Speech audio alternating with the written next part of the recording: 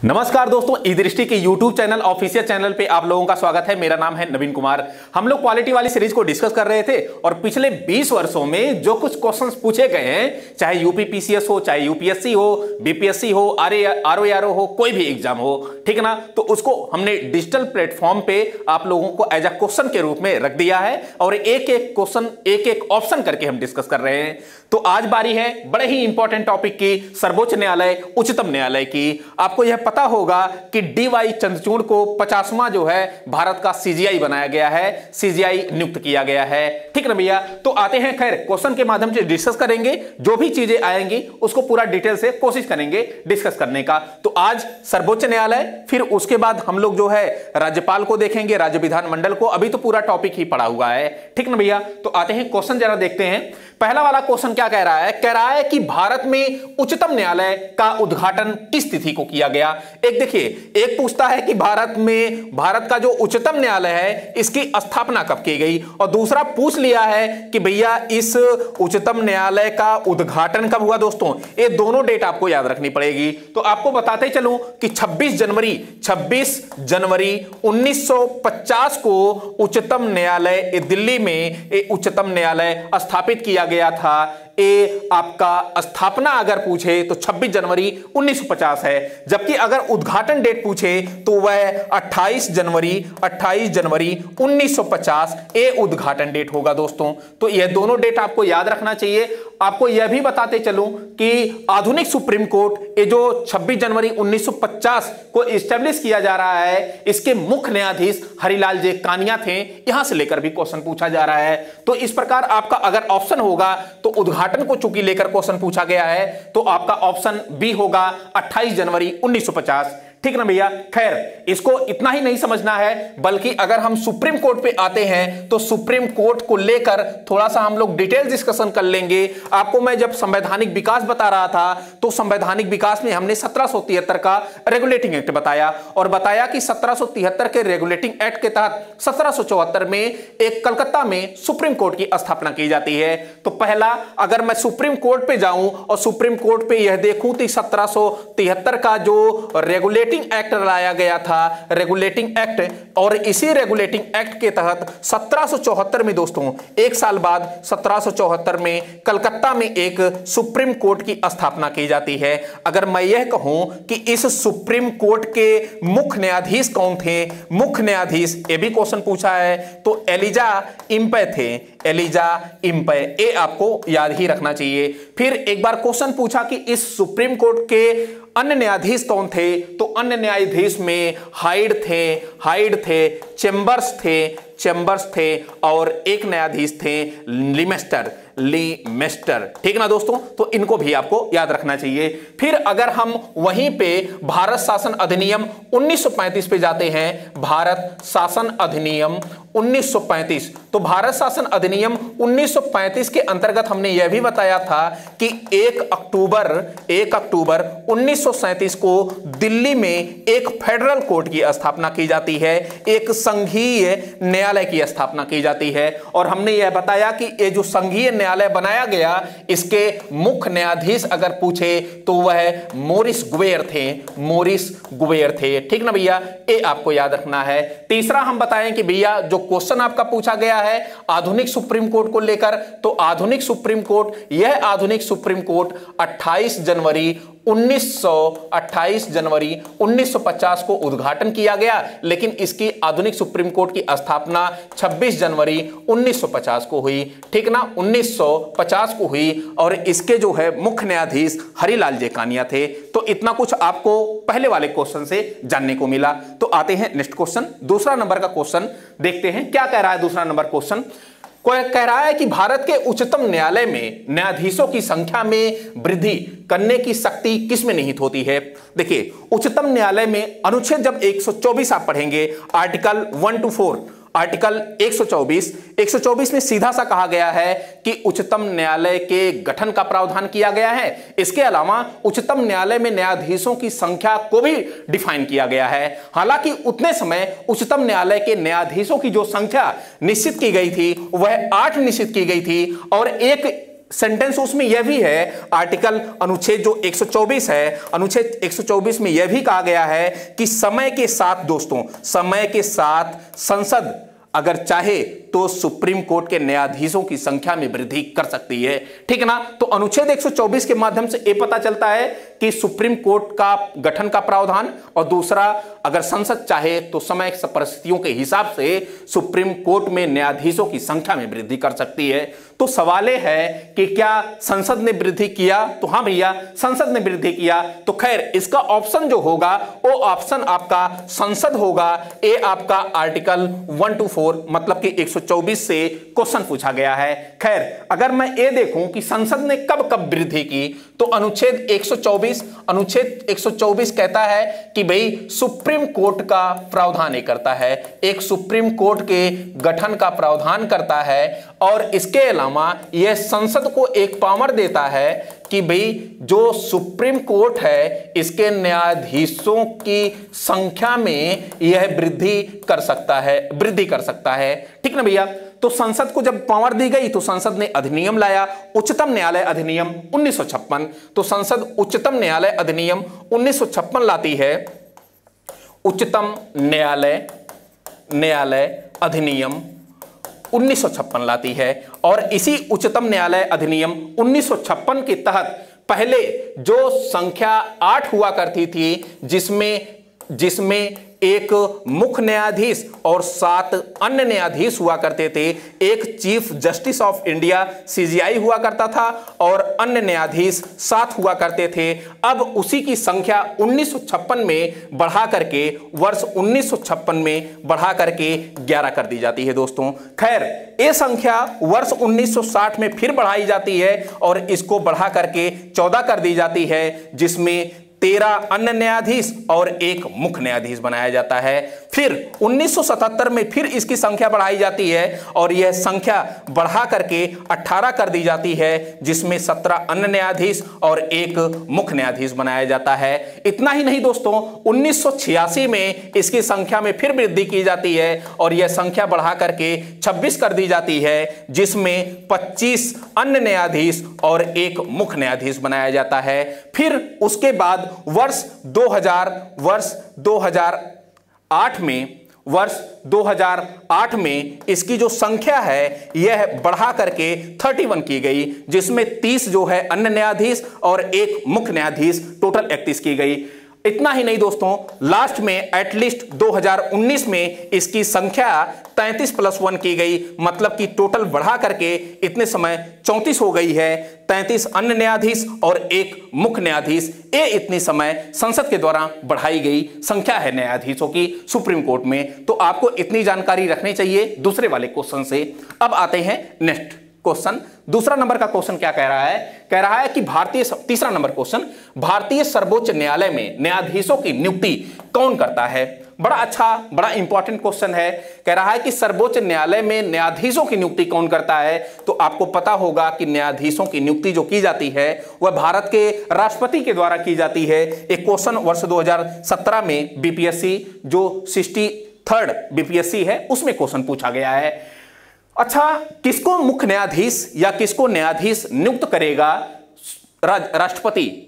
Supreme court का न्यायाधीश किसको नियुक्त करेगा?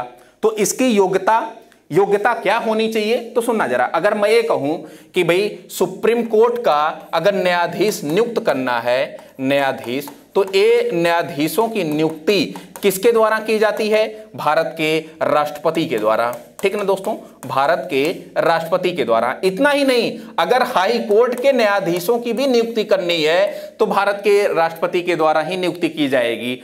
तो नियुक्ति भारत के राष्ट्रपति के द्वारा की जाती है। अगर मैं ये कहूं कि किन व्यक्तियों को सुप्रीम कोर्ट का न्यायाधीश नियुक्त किया जाता है, तो उनकी अगर योग्यता की मैं चर्चा करूं तो योग्यताएं निम्न प्रकार की होनी चाहिए। जैसे ये तो पहला कि भारत का नागरिक होना चाहिए, भारत का नागरिक होना चाहिए। ठीक ना दोस्तों, भारत की नागरिकता होनी चाहिए, भारत की नागरिकता। और दूसरा ये है कि एक या एक से अधिक हाई कोर्टों में वह 5 साल तक न्यायाधीश के पद पर रहा हो। एक, ऐसे कहें, एक या अधिक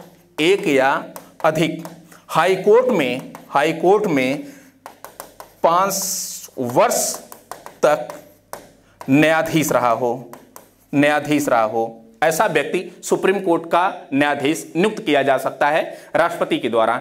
एक योग्यता और है कि भाई हाई कोर्ट में एक या एक से अधिक हाई कोर्ट में कम से कम 10 वर्ष तक वह वकालत किया हो या महाधिवक्ता हो, जो भी कह सकते हैं, ठीक ना। तो 10 वर्ष महाधिवक्ता रहा हो एक या एक से अधिक हाई कोर्टों में, तो वह भी सुप्रीम कोर्ट में न्यायाधीश नियुक्त किया जा सकता है। इतना ही नहीं, कोई भी अगर न्यायविद है राष्ट्रपति की नजर में तो उसको भी राष्ट्रपति क्या करता है, न्यायाधीश के रूप में नियुक्त कर सकता है सुप्रीम कोर्ट में। तो इतनी योग्यताएं होनी चाहिए सुप्रीम कोर्ट के न्यायाधीश बनने के लिए, ठीक ना भैया।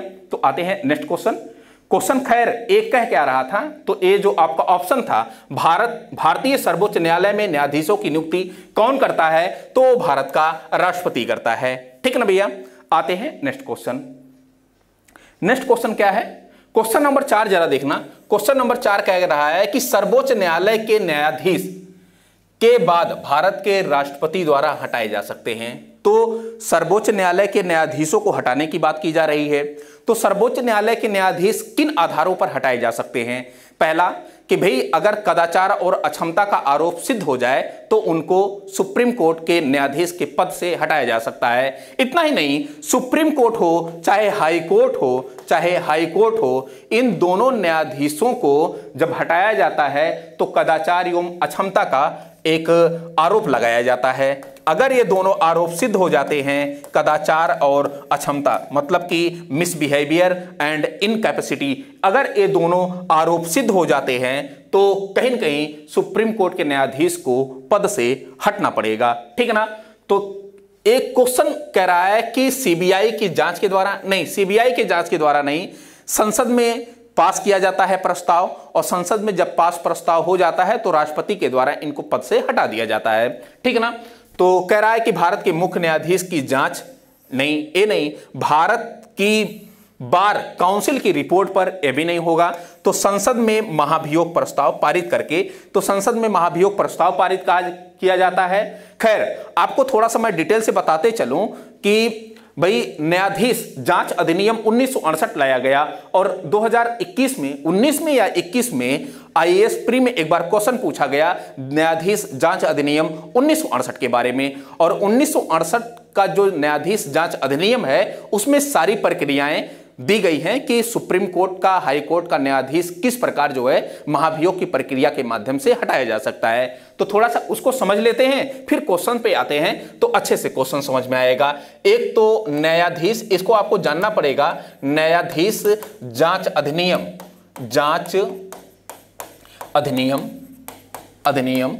1968। अब सुनना जरा, एक क्या है, ये सारी चीजें यह बतलाता है कि किस प्रकार उसके प्रोसेस को बतलाता है कि किस प्रकार सुप्रीम कोर्ट या हाई कोर्ट का न्यायाधीश हट सकता है अपने पद से, ठीक ना।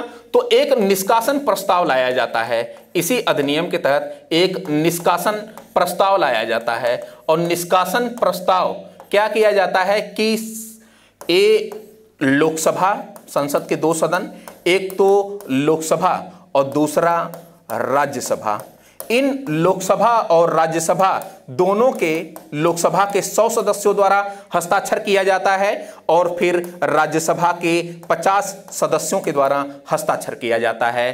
फिर एक निष्कासन प्रस्ताव तैयार होता है। उसके बाद होता क्या है कि यही निष्कासन प्रस्ताव जब लोकसभा के 100 सदस्यों के द्वारा और राज्यसभा के 50 सदस्यों के द्वारा हस्ताक्षर हो जाता है, तो यही निष्कासन प्रस्ताव अब चाहे लोकसभा में पेश किया जाए या राज्यसभा में पेश किया जाए। अगर लोकसभा में पेश किया जाता है तो यहां पर अध्यक्ष की भूमिका बढ़ेगी, अगर राज्यसभा में पेश किया जाता है तो यहां पर सभापति की भूमिका बढ़ेगी।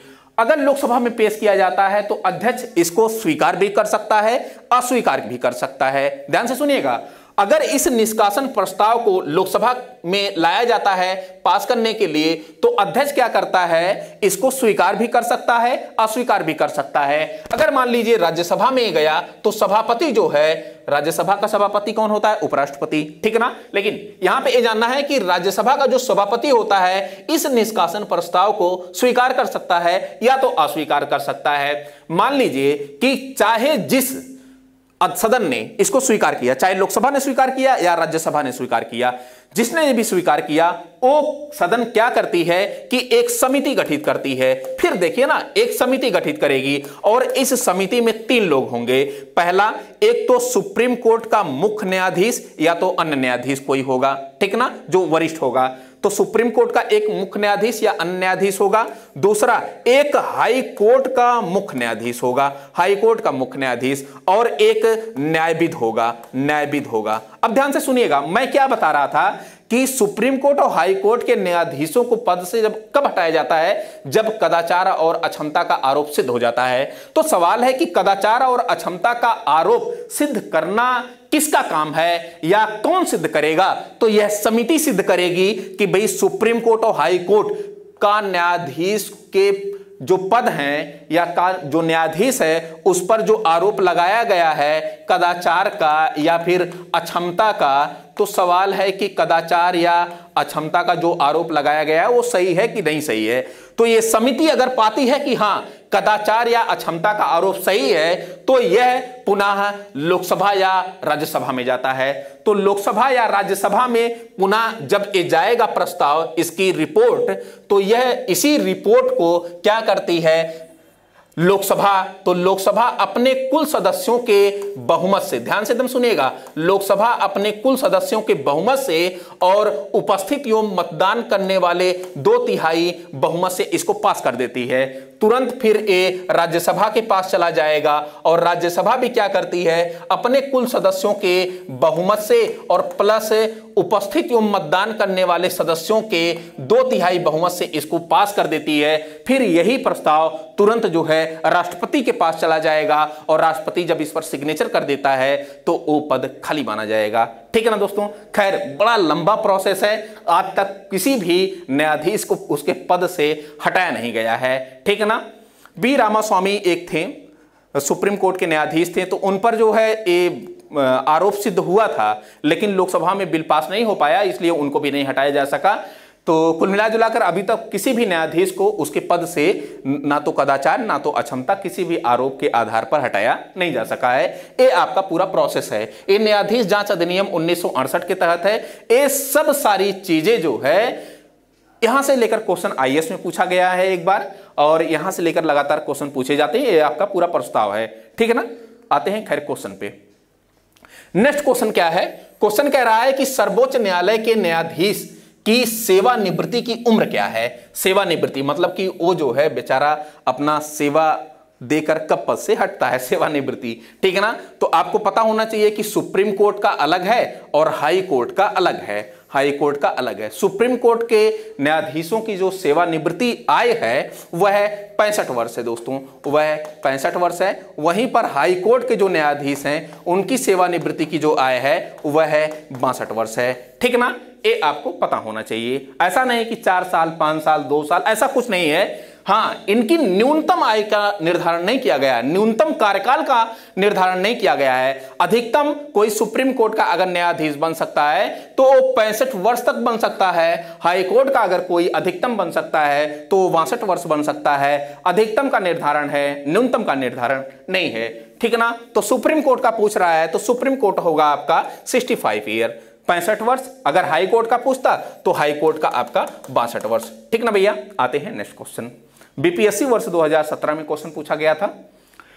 क्वेश्चन नंबर 6 जरा देखना। कह रहा है कि उच्चतम न्यायालय के न्यायाधीशों का वेतन निर्धारण किया जाता है। उच्चतम न्यायालय के न्यायाधीशों का वेतन का निर्धारण कौन करेगा? तो जायज है कि संसद करेगी। संसद के ही द्वारा इसके वेतन भत्तों इत्यादि का जो है निर्धारण किया जाता है। आपको यह बताते चलूं कि सुप्रीम कोर्ट का जो मुख्य न्यायाधीश है, मुख्य न्यायाधीश, इसका इतने समय पेमेंट खैर पहले 1 लाख रुपया पेमेंट हुआ करता था, लेकिन वर्ष 2018 में इसके पेमेंट को बढ़ा करके 2,80,000 कर दिया गया, ठीक ना, 2.8 लाख कर दिया गया, मतलब कि 2,80,000 कर दिया गया। वहीं पर जो अन्य न्यायाधीश हैं, वहीं पर सुप्रीम कोर्ट के जो अन्य न्यायाधीश हैं, इनका वेतन पहले 90,000 हुआ करता था, 90,000, लेकिन अब इनके वेतन को बढ़ा करके 2.5 लाख रुपया कर दिया गया है, 2.5 लाख रुपया, ठीक है ना भैया। तो इतना आपको यहां पे जानना चाहिए।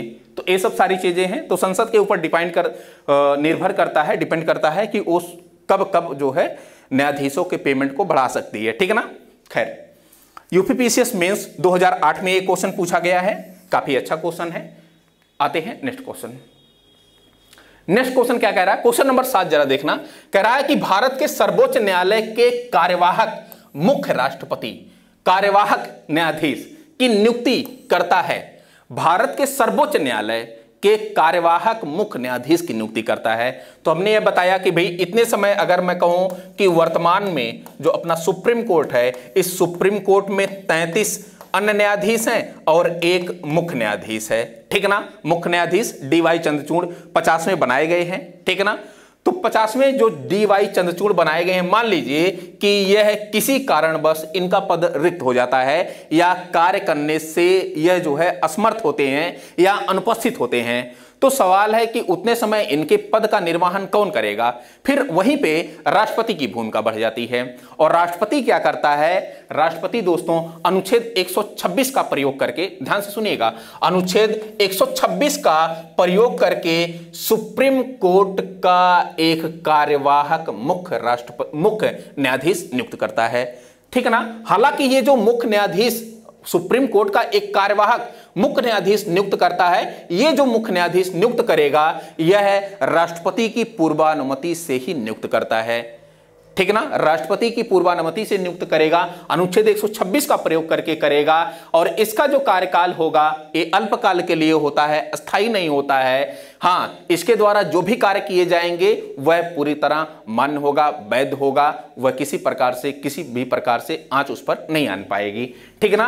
तो यह मतलब कुल मिला जुला के जब सुप्रीम कोर्ट का मुख्य न्यायाधीश कार्य करने में असमर्थ हो, पद उसका रिक्त हो जाए अल्पकाल के लिए, तो उसी को स्थिति को देखते हुए भारत का जो राष्ट्रपति होता है वह अनुच्छेद 126 का प्रयोग करके सुप्रीम कोर्ट का एक कार्यवाहक मुख्य चीफ जस्टिस ऑफ इंडिया नियुक्त करता है, ठीक है ना, कार्यवाहक के रूप में। तो इतना हुआ। हाँ, उसी को नियुक्त करता है जो सुप्रीम कोर्ट का न्यायाधीश बनने की योग्यता रखता हो, ठीक है ना भैया। तो इतना चीज तो नियुक्त करता है तो भारत का राष्ट्रपति, ठीक है ना, सी ऑप्शन। एक कब क्वेश्चन पूछा गया, वर्ष 2001 में क्वेश्चन पूछा गया। आते हैं नेक्स्ट क्वेश्चन। क्वेश्चन नंबर 8 जरा देखना। कह रहा है कि सर्वोच्च न्यायालय के न्यायाधीशों की नियुक्ति की जाती है राष्ट्रपति के द्वारा। सर्वोच्च न्यायालय के न्यायाधीशों की नियुक्ति की जाती है राष्ट्रपति के द्वारा। अब देखिए जरा, कह रहा है कि राज्यसभा द्वारा अनुमोदित किए जाने पर नहीं, लोकसभा की सलाह पर यह भी नहीं, फिर प्रधानमंत्री की सलाह पर यह भी नहीं, सर्वोच्च न्यायालय के मुख्य न्यायाधीश के परामर्श से, सर्वोच्च न्यायालय के मुख्य न्यायाधीश के परामर्श से। ये लगातार क्वेश्चन आया हुआ है, तो यही होगा कि सुप्रीम कोर्ट के न्यायाधीशों की जब भी नियुक्ति की जाती है तो राष्ट्रपति क्या करता है कि सर्वोच्च न्यायालय के मुख्य न्यायाधीश से, चीफ जस्टिस ऑफ इंडिया से वह परामर्श, सलाह, मशवरा लेता है, फिर वह नियुक्ति करता है, ठीक ना। आपको यह पता होना चाहिए कि एक कोलेजियम प्रणाली है, 1993 में कोलेजियम प्रणाली अपने अस्तित्व में आई। खैर इस पर एक इतिहास रहा है। 1982 में फर्स्ट जज केस एक आया था। कहा गया कि पहले क्या होता था कि राष्ट्रपति के द्वारा सर्वोच्च न्यायालय के मुख्य न्यायाधीश के परामर्श से न्यायाधीशों की नियुक्ति कर दी जाती थी। तो सवाल यह उठा कि जो सर्वोच्च न्यायालय का मुख्य न्यायाधीश इसको सलाह दे रहा है राष्ट्रपति को, क्या ये बाध्यकारी है या अबाध्यकारी है। तो यही मामला सुप्रीम कोर्ट में चला गया। और जब ये मामला सुप्रीम कोर्ट में चला जाता है तो 1982 में जो केस आता है उसको फर्स्ट जजेस केस कहा जाता है। तो उसमें कहा गया कि नहीं, ये विचारों का मात्र एक आदान प्रदान है, बाध्यकारी नहीं है। ठीक ना। 1993 में सेकंड जजेस केस आता है और इसी सेकंड जजेस केस में सुप्रीम कोर्ट का जो मुख्य न्यायाधीश परामर्श देता है वो परामर्श कहा गया कि राष्ट्रपति के लिए बाध्यकारी होगा। हालांकि जो सुप्रीम कोर्ट का मुख्य न्यायाधीश है यह दो सुप्रीम कोर्ट के वरिष्ठ न्यायाधीशों से परामर्श लेके जो है फिर राष्ट्रपति को कहेगा कि ठीक है आप फला व्यक्ति को सुप्रीम कोर्ट का न्यायाधीश नियुक्त कर दीजिए। खैर 1998 में थर्ड जजेस केस आता है और इस कोलेजियम का विस्तार और भी कर दिया जाता है। सुप्रीम कोर्ट के मुख्य न्यायाधीश के अलावा 4 अन्य वरिष्ठ न्यायाधीशों को शामिल कर लिया जाता है। यही पूरा कोलेजियम सिस्टम है, ये जो कहती है वही राष्ट्रपति करता है, ठीक ना भैया। खैर एक बार पुनर्विचार के लिए लौटा सकता है, बाद में अगर वो जो है पास प्रस्ताव को जो है पुनः रिटर्न कर देती है राष्ट्रपति के पास तो निर्वाचन करने के लिए नियुक्त करने के लिए बाध्यकारी होगा। तो ये आपका कोलेजियम सिस्टम था। तो उसी कोलेजियम सिस्टम के आधार पर राष्ट्रपति क्या करता है, सुप्रीम कोर्ट या हाई कोर्ट के न्यायाधीशों की नियुक्ति करता है, ठीक ना भैया। खैर यहां पर आपको एक चीज मजे की बात बताऊं, वर्ष 2015 में एनजेक का एक प्रावधान लाया गया था, नेशनल जुडिशियल अपॉइंटमेंट कमेटी। सरकार ने सोचा कि मेरी भूमिका ही नहीं है न्यायाधीशों को नियुक्त करने की, तो सरकार ने एनजेक का कार्यक्रम लाया, एनजेक नेशनल जुडिशियल अपॉइंटमेंट कमेटी। तो उसमें सरकार के भी कुछ लोग थे, तो भाई सरकार के लोग थे तो न्यायपालिका ने ये सोचा कि भाई हमारी अगर बातें हम जानेंगे कि सरकार जानेगी, नॉलेज किसके पास है, संसद पूरे संविधान का न्याय का नॉलेज किसके पास है, उच्चतम न्यायालय के पास है, ठीक है ना। तो सरकार इसके बारे में क्या जाने, तो सरकार ने क्या किया कि वो जो अधिनियम बनाया गया था उसको जो है समाप्त कर दिया, ठीक है ना। तो यही चीजें हैं। ये जो क्वेश्चन का आपका आंसर होगा वो डी ऑप्शन होगा, डी इज राइट आंसर। आते हैं नेक्स्ट क्वेश्चन। नेक्स्ट क्वेश्चन क्या कह रहा है कि भारत के सर्वोच्च न्यायालय ने किस वर्ष न्यायाधीशों की नियुक्ति के लिए कॉलेजियम व्यवस्था को अपनाया। अब देखिए एक क्वेश्चन पूछ लिया है, एक क्वेश्चन पूछा, हमने बताया कि भाई 1993 में एक कॉलेजियम सिस्टम अपने पूर्ण अस्तित्व में आ जाता है। खैर इसकी अगर शुरुआत हम देखें तो 1982 में एक फर्स्ट जजेस केस आता है और उसके बाद 1993 में आता है। 1993 में कॉलेजियम अपने पूरे सिस्टम में आ जाता है, पूरी व्यवस्था में आ जाता है। 1998 में इसका पूरा विस्तार कर दिया जाता है, क्योंकि यहां पर एक सुप्रीम कोर्ट का मुख्य न्यायाधीश और 2 वरिष्ठ न्यायाधीश थे। यहां पर एक सुप्रीम कोर्ट का मुख्य न्यायाधीश और 4 वरिष्ठ न्यायाधीश शामिल कर लिए जाते हैं। तो कॉलेजियम का यह सिस्टम है। इसी कॉलेजियम के कहने पर राष्ट्रपति क्या करता है, सुप्रीम कोर्ट के न्यायाधीशों की नियुक्ति करता है, ठीक ना भैया। तो 1993 इसका जो ऑप्शन होगा 1993 9 का ए ऑप्शन। आते हैं next question. Next question, question number 10 जरा देखना। सर्वोच्च न्यायालय में तदर्थ न्यायाधीशों की नियुक्ति होती है जब, ये तदर्थ न्यायाधीश क्या होते हैं, जब जैसे संसद का सत्र चल रहा होता है, ठीक ना। तो माना जाता है कि जैसे लोकसभा का कोरम कभी कभी पूछ लेता है कि लोकसभा का कोरम कितना होता है। तो लोकसभा का कोरम आपको बताते चलूं कि 1/10 कुल सदस्यों का होता है। मतलब कि इतने सदस्य जरूर उपस्थित होने चाहिए कि जो संचालन है, जो बैठक है वो संचालित हो सके, जो सत्र है वो चालू रूप से आगे बढ़ाया जा सके, ठीक है ना। तो उसी प्रकार सुप्रीम कोर्ट का भी अपना सत्र होता है और उस सत्र के लिए अस्थायी जो न्यायाधीश होते हैं उनकी संख्या जब कम हो जाती है और सुप्रीम कोर्ट के मुख्य न्यायाधीश को ये लगने लगता है कि सत्र को संचालित करने के लिए एक मिनिमम संख्या न्यायाधीशों की होनी चाहिए, तो उस स्थिति में सुप्रीम कोर्ट का मुख्य न्यायाधीश चीफ जस्टिस ऑफ इंडिया करता क्या है कि जो भी हाई कोर्ट या सुप्रीम कोर्ट, हाई कोर्ट के न्यायाधीश जो सुप्रीम कोर्ट के न्यायाधीश बनने की योग्यता रखते हो उनको क्या करता है, कुछ काल के लिए, कुछ समय के लिए, अल्पकाल के लिए तदर्थ न्यायाधीश के रूप में नियुक्त कर देता है। सुप्रीम कोर्ट का मुख्य न्यायाधीश नियुक्त करता है दोस्तों, हाँ। यह सुप्रीम कोर्ट का जो मुख्य न्यायाधीश होता है यह राष्ट्रपति की पूर्व अनुमति और जो जिस न्यायालय से, जिस हाई कोर्ट से नियुक्त कर रहा है, उसको अपॉइंट कर रहा है, ले रहा है, उस हाई कोर्ट के मुख्य न्यायाधीश से परामर्श ले लेगा, ठीक है ना। तो इतना आपको जानना चाहिए कि भाई सत्र को संचालित करने के लिए, कोरम को पूरा करने के लिए ए तदर्थ न्यायाधीशों की नियुक्ति सर्वोच्च न्यायालय के मुख्य न्यायाधीश के द्वारा की जाती है, ठीक है ना। तो कह रहा है कि कतिपय न्यायाधीश दीर्घकालिक अवकाश पर जाते हैं, नहीं, ये नहीं। अस्थायी नियुक्ति के लिए कोई उपबंध नहीं है। फिर कह रहा है कि न्यायालय के समक्ष लंबित वादों में असाधारण वृद्धि। फिर कह रहा है कि न्यायालय के किसी सत्र किसी सत्र के लिए न्यायाधीशों का कोरम नहीं होता है। तो यही आपका ऑप्शन सही है कि जब कोरम ना पूरा हो तो उस समय तदस्थ न्यायाधीशों की नियुक्ति की जाती है। ठीक ना भैया। तो एक क्वेश्चन पूछा गया आईएएस में प्री में वर्ष 2000 में, आपका ऑप्शन जो होगा 10वीं का डी ऑप्शन होगा। ठीक ना भैया। आते हैं नेक्स्ट क्वेश्चन, क्वेश्चन नंबर 11 जरा देखना क्या कह रहा है कि भारतीय न्यायपालिका के संदर्भ में निम्नलिखित कथनों पर विचार कीजिए।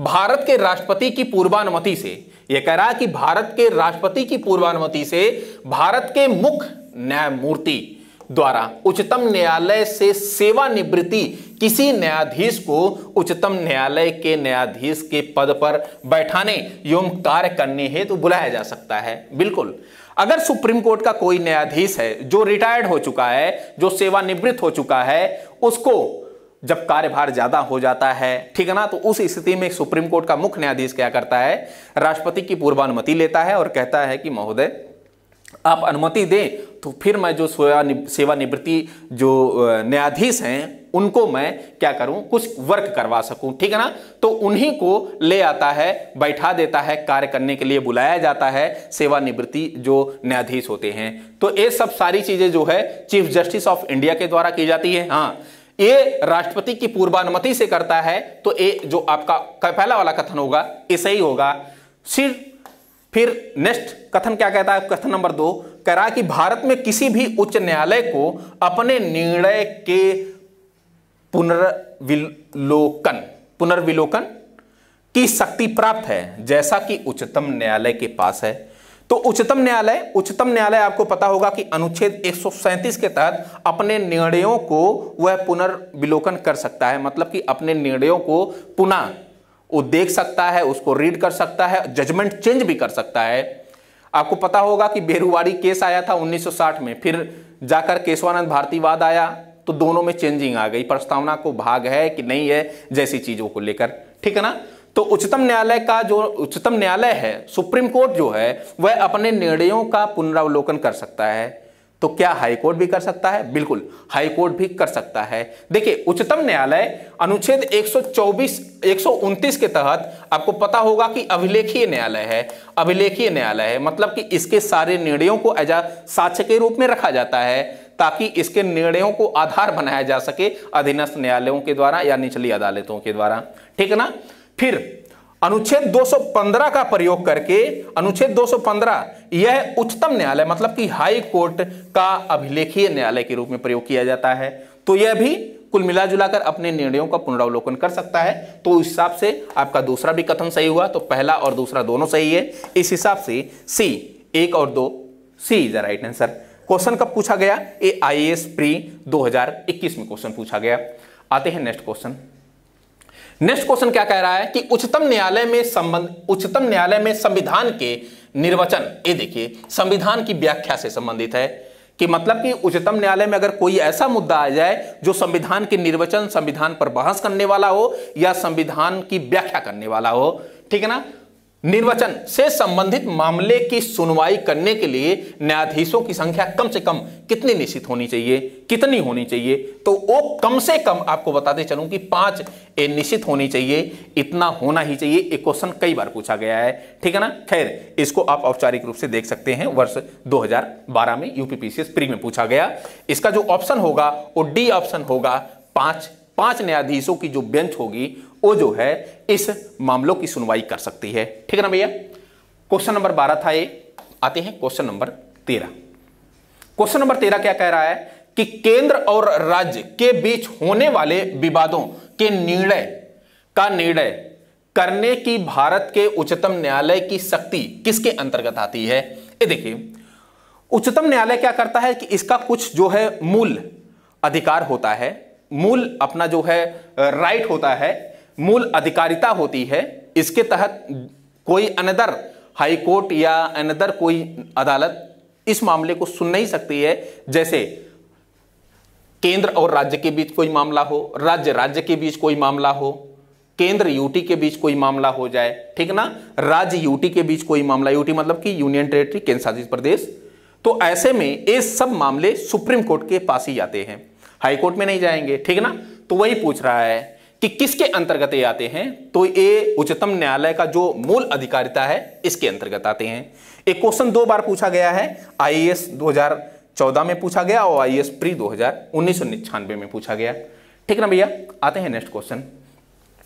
कह रहा है कि 14 नंबर क्वेश्चन, भारत का सर्वोच्च न्यायालय का एक अभिलेखीय न्यायालय है, इसका क्या अर्थ है, आशय है। तो सर्वोच्च न्यायालय, जैसे सर्वोच्च न्यायालय अनुच्छेद 129 जब आप पढ़ेंगे तो इसमें जो है सुप्रीम कोर्ट के लिए अभिलेखीय न्यायालय की चर्चा की गई है। वहीं पर हाई कोर्ट जब आप पढ़ेंगे तो अनुच्छेद 215 का प्रयोग करके हाई कोर्ट के लिए अभिलेखीय न्यायालय की चर्चा की गई है। ठीक ना, अभिलेखीय न्यायालय मतलब कि सुप्रीम कोर्ट का जो भी डिसीजन होगा, जो भी निर्णय होंगे, जो भी वाद होंगे, उसको जो है अभिलेखों की बात एक साक्ष्य के रूप में रखा जाएगा, ताकि उसके खुद डिसीजनों में वही सच प्रकट किया जा सके। उसकी जो निचली अदालतें हैं जैसे हाई कोर्ट हो गया या सेशन न्यायालय हो गया, यहां पर भी उन डिसीजनों का आधार बनाया जा सके, इसी को हम अभिलेखीय न्यायालय कहते हैं। ठीक है ना भैया, ताकि उन साक्ष्यों का प्रयोग किया जा सके, उसी को लेकर क्वेश्चन पूछा गया है। कह रहा है कि इसे अपने सभी निर्णयों का अभिलेख रखना होता है, सभी निर्णयों का अभिलेख रखना होता है। इसके अलावा और भी कोई एप्रोप्रिएट आंसर, इसके सभी निर्णयों का साक्ष्यात्मक मूल्य होता है। ये देखिए, साक्ष्यात्मक मूल्य होता है और इस पर किसी भी न्यायालय में प्रश्न चिन्ह नहीं लगाया जा सकता। यही आपका आंसर होगा। आंसर जो हो आपका होगा वो बी होगा, बी इज राइट आंसर। ठीक है ना, तो एक साक्ष्यात्मक मूल्य होता है और इस जो साक्ष्यात्मक मूल्य है या अभिलेख है, इस पर किसी भी न्यायालय के द्वारा कोई भी आरोप नहीं लगाया जा सकता। ठीक ना भैया, कोई प्रश्न चिन्ह नहीं लगाया जा सकता। क्वेश्चन ये पूछा गया, ये वर्ष 2008 में प्री में क्वेश्चन पूछा गया यूपीपीसीएस। नेक्स्ट क्वेश्चन क्या है, क्वेश्चन नंबर 15 जरा देखना। भारत के नीचे दिए गए न्यायालयों में से किसे या किन्हें अभिलेखीय न्यायालय माना जाता है। तो अभिलेखीय न्यायालय हमने बताया कि भाई अभिलेखीय न्यायालय सुप्रीम कोर्ट और हाई कोर्ट दोनों के लिए प्रयोग किया जाता है। सुप्रीम कोर्ट के लिए अनुच्छेद 129 का प्रयोग करके हम जान सकते हैं और अनुच्छेद 215 में जो है हाई कोर्ट के लिए अभिलेखीय न्यायालय का प्रयोग किया गया है। अभिलेखीय न्यायालय, ठीक है ना भैया, अभिलेखीय न्यायालय। क्वेश्चन 2008 में मेंस में पूछा गया। तो केवल उच्च न्यायालय के लिए नहीं, केवल जो है उच्चतम न्यायालय के लिए नहीं, उच्चतम न्यायालय उच्च न्यायालय दोनों के लिए, यही आपका आंसर हो जाएगा, सी वाला आंसर हो जाएगा। ठीक है ना, आते हैं नेक्स्ट क्वेश्चन। क्वेश्चन नंबर 16 जरा देखना। कह रहा है कि निम्नलिखित में से किस वाद में उच्चतम न्यायालय ने संविधान के मूल ढांचे का सिद्धांत प्रतिपादित किया था। ये देखिए, संविधान के मूल ढांचा, चूंकि ये संविधान का जो मूल ढांचा है ये आर्टिकल 13 से जुड़ा हुआ है।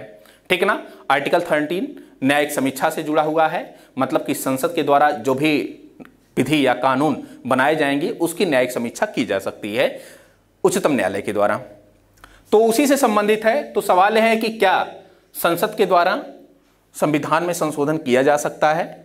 तो एक केस आया था, केशवानंद भारतीवाद बनाम भारत संघ का मामला, केशवानंद भारतीवाद बनाम भारत संघ का मामला 1973 में। इसी में सुप्रीम कोर्ट ने मूल ढांचे का सिद्धांत दिया था और कहा कि संसद संविधान में संशोधन कर सकती है, संविधान में परिवर्तन कर सकती है, लेकिन संविधान का जो बेसिक स्ट्रक्चर है, संविधान का जो मूलभूत ढांचा है, वह इफेक्ट नहीं होना चाहिए, वह प्रभावित नहीं होना चाहिए। जैसे अपना ये शरीर है ना, पूरा अपना इस शरीर में चाहे तो वो ये जो शर्ट है इसके स्थान पर जो है कुछ और पहना दे, ठीक है ना, कोई नीला शर्ट पहना दे, कोई हरा शर्ट, कोई पीला या लाल शर्ट पहना दे, या पैंट के जगह कोई ट्राउजर पहना दे, ठीक है ना, और जींस के जगह, ये सब कर सकती है संसद। लेकिन ये कहिए कि हाथ ही निकाल दे, सर ही निकाल दे, तो सर, हाथ और अंगुली, कान वगैरह ये सब शरीर का बेसिक स्ट्रक्चर है और उसी प्रकार संविधान का भी बेसिक स्ट्रक्चर होता है। और संविधान के जो भी बेसिक स्ट्रक्चर होते हैं उस स्ट्रक्चर पर, उस ढांचे पर, उस संरचना पर संसद हस्तक्षेप नहीं कर सकती है। यही पूरा आपका मूल ढांचे का सिद्धांत था और इसी को केशवानंद भारतीवाद बनाम भारत संघ के मामले में 1973 में अपने वाद में सुप्रीम कोर्ट ने कहा। ठीक है ना भैया, तो सी वाला ऑप्शन होगा। एक क्वेश्चन कब पूछा गया, तो यूपीपीसीएस मेंस में 2012 में क्वेश्चन पूछा गया। आते हैं नेक्स्ट क्वेश्चन। क्वेश्चन नंबर 17 जरा देखना। निम्नलिखित कथनों पर विचार कीजिए और बताइए कि इनमें से कौन सा कथन एक सही है। सर्वोच्च न्यायालय केवल मूल क्षेत्राधिकार रखता है। ये देखिए, केवल मूल क्षेत्राधिकार रखता है, ऐसा है क्या? तो अपीलीय क्षेत्राधिकार कौन रखता है? सलाहकारी क्षेत्राधिकार कौन रखता है? ये सब भी तो रखता है सुप्रीम कोर्ट। तो ए वाला तो ऑप्शन ऐसे कट गया। यह केवल मूल अपीलीय क्षेत्राधिकार रखता है, तो सलाहकारी कौन रखेगा? ए भी कटा। यह केवल परामर्श संबंधी और अपीलीय क्षेत्राधिकार रखता है, ए भी कटा। यह है मूल अपीलीय और परामर्श संबंधी क्षेत्राधिकार रखता है। बताने की आवश्यकता नहीं है, 2 बार क्वेश्चन पूछा गया यूपीपीसीएस मेंस में। तो डी वाला जो आपका आंसर होगा, D is a right answer, ठीक है ना, डी वाला। आते हैं नेक्स्ट क्वेश्चन। क्वेश्चन नंबर 18 जरा देखना क्या कह रहा है कि भारत में सुधारात्मक याचिका उच्चतम न्यायालय में निम्न अनुच्छेदों के अंतर्गत दाखिल की जा सकती है।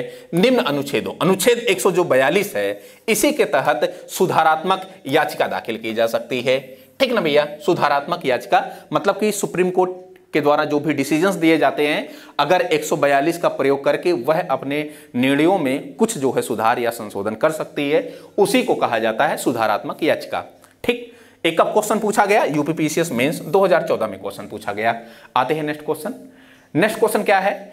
क्वेश्चन नंबर 19 जरा देखना, कह रहा है कि संविधान का कौन सा अनुच्छेद उच्चतम न्यायालय को उसके द्वारा दिए गए निर्णय अथवा आदेश के पुनर्विलोकन हेतु अधिकृत करता है? अनुच्छेद 137। ये अनुच्छेद 137 है, यह कहता है सीधा सा कि उच्चतम न्यायालय के द्वारा जो भी निर्णय दिए जाते हैं, अगर वो चाहे तो उसका पुनरावलोकन कर सकती है, ठीक है ना। तो अनुच्छेद 137, ये तो सिंपल क्वेश्चन था। अच्छा, अगर यह मैं कहूं कि एक संसद है और संसद के द्वारा जो विधि बनाई जाती है या जो कानून का निर्माण किया जाता है, जो विधि बनाई जाती है, इस विधि की न्यायिक समीक्षा सुप्रीम कोर्ट के द्वारा की जाती है, सुप्रीम कोर्ट के, तो किस अनुच्छेद के तहत की जाती है? अनुच्छेद 13 के तहत की जाती है। याद करिए फंडामेंटल राइट, जब हमने पृथक्करण का सिद्धांत बताया, जब हमने आच्छादन का सिद्धांत बताया, हमने न्यायिक समीक्षा बताई, तो उसी के तहत ये सब सारी चीजें की जाती हैं, ठीक ना भैया।